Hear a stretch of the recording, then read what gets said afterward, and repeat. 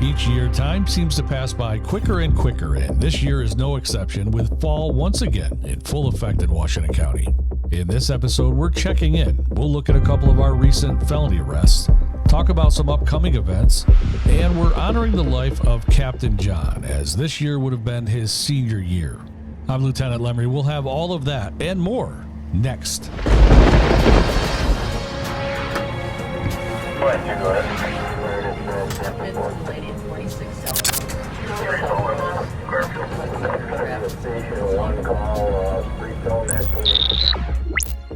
Our calls for service, as well as the seriousness of our calls, continue to climb for our department. Whatever, tell units, radio channel, message frequency, incident, Broadway, whatever. On October 2nd, deputies responded to a report of a home invasion-style armed burglary in progress, with the suspects armed with a long gun and a crowbar on Broadway in the village of Fort Edward. Once inside, the suspects managed to steal a safe containing money and other items before fleeing the scene. The residents were not injured. A massive search ensued, and sheriff's investigators continue to follow leads in that case and ask anyone with information which may help solve the case to call the sheriff's office. In another case you may have heard about, deputies responded to a report of a serious accident on State Route 4 in the village of Whitehall involving a tractor trailer and a passenger vehicle.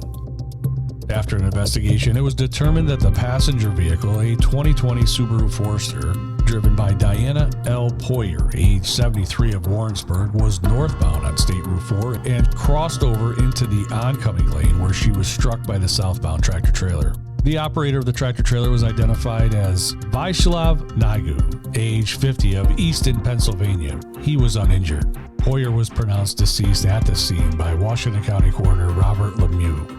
A section of State Route 4 in the village of Whitehall was closed for several hours as the accident scene was investigated and cleared. Both sheriff's deputies, 122 Vaughn Road, Kingsbury, 2-month-old, Friday Velasco not breathing. On October 5th, 2025, deputies responded to a call of a child not breathing on Vaughn Road in the town of Kingsbury.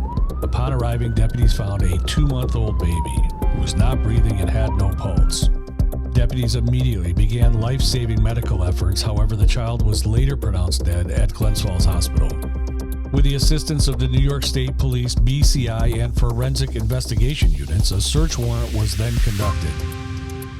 As a result of that search warrant, the child's mother, Carrie N. Vilmore Fordrung, age 39 of Kingsbury, was arrested and charged with criminal possession of a controlled substance in the second degree, a Class A2 felony, criminal possession of a controlled substance, third degree, a narcotic drug with the intent to sell, a Class B felony, criminal possession of a firearm, and endangering the welfare of a child. The father, Keyshawn M. Williams, age 38 of New York City, was also arrested and charged. The results of the child's autopsy are still pending, and the incident remains under investigation. The Sheriff's Office continues their joint investigations with the Department of Social Services for those that received benefits, and it was later found they were not entitled to. Some of the most recent arrests include Michael A. Wendell Jr., age 42 of Hudson Falls, who was arrested and charged with grand larceny in the fourth degree for failing to report income while receiving SNAP benefits and receiving more than $3,200. William A. Kaminsky, age 55 of Glens Falls, was arrested and charged with welfare fraud in the third degree, a Class D felony, after an investigation determined that Kaminsky committed a fraudulent act and received benefits from the Washington County Department of Social Services that he was not eligible for, resulting in him receiving benefits greater than $3,000. Edney Lauriston, age 32 of Hudson Falls, was arrested and charged with grand larceny in the fourth degree, a Class E felony, after it was determined that she had received SNAP benefits from Social Services.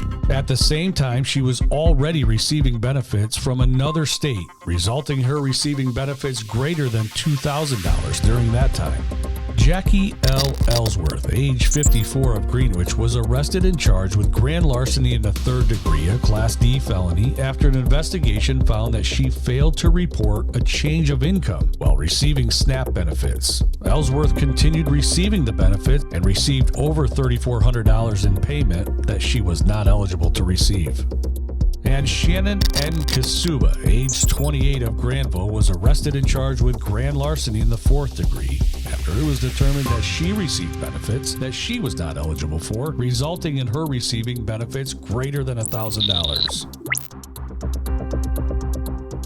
The Sheriff's Office has solved a handful of burglaries with arrests made, including an investigation into the burglary and theft of items from a business on Broadway in the village of Whitehall. Robin E. Turner, age 44 of Whitehall, was arrested and charged with 2 counts of burglary in the 3rd degree, both Class D felonies, and 2 counts of petty larceny after an investigation determined that Turner had entered and stole property from the business on 2 separate occasions. Garrett T. Bard, age 31 of Whitehall, was arrested and charged with burglary in the 3rd degree, a Class D felony, and petty larceny after an investigation determined he entered a Village of Whitehall building and stole property from within. That investigation is ongoing and other arrests are likely. Anyone with information on Bard or this incident is asked to contact the Sheriff's Office Investigations Division. Sheriff's investigators solved a 2023 burglary after DNA was found at the crime scene and linked a Whitehall man to the crime. Nigel A. Reeks, age 41 of Whitehall, was arrested and charged with burglary in the 2nd degree, a Class C felony, and petty larceny after an investigation into a Granville burglary of a residence where property was also stolen from within. Additional arrests are likely in that case. It is that time of year again, and we have some trunk or treat events we'll be attending, including on October 25th from 3 p.m. to 5 p.m. at the Salem Courthouse, October 26th at the Cambridge School from 2 p.m. to 5 p.m., also on October 26th at the Greenwich Elks from 2 p.m. to 4 p.m., and we'll be at the Argyle School as well from 1 p.m. to 3 p.m. Lastly, look for us on October 30th in Granville at the Elementary School from 5:30 to 7. Stop by and see us. We'd love to check out this year's costumes. The Sheriff's Office, in conjunction with New York State's Office of Parks, Recreation, and Historical Preservation, will once again offer a free snowmobile safety course on Saturday, December 6, 2025 from 8 a.m. to 4 p.m. at the Law Enforcement Center in Fort Edward. For more information, including the link to sign up, check out our website, washingtoncountiny.ny.gov, and click on the Sheriff's page.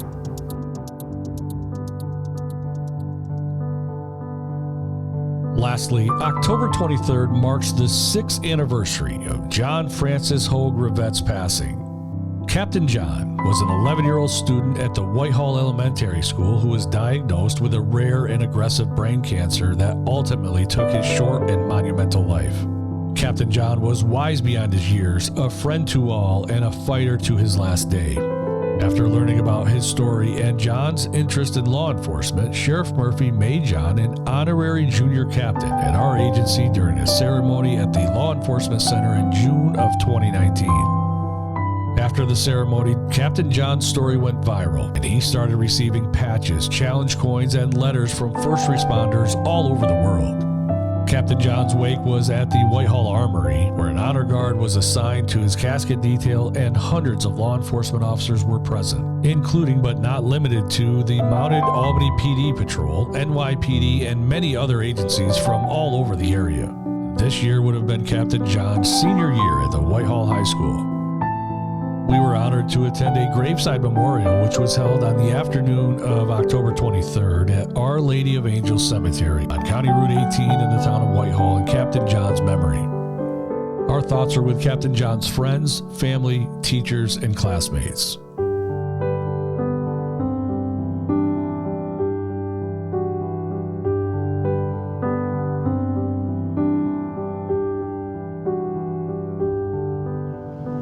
That will do it from here. Thanks for watching, and enjoy the rest of your weekend. I'm Lieutenant Lemery, and that was our video update.